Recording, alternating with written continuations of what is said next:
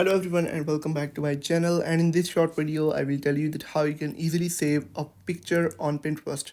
That's quite simple, interesting and easy, so make sure to watch the video till end so you don't make a single mistake. So guys, so first of all, open up the Pinterest app on your phone.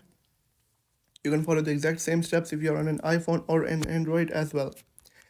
Now first of all, you'll have to look for the image that you want to save or the picture that you want to save. For example, I want to choose this one, and all you'll have to do is to tap on the save button on the bottom of your screen next to visit, and it says that no thanks, it says that the picture is being saved on your profile, and you can also always visit the find the picture that is saved on your profile by typing on your profile in the bottom right corner, and right here you'll be able to find that particular photo.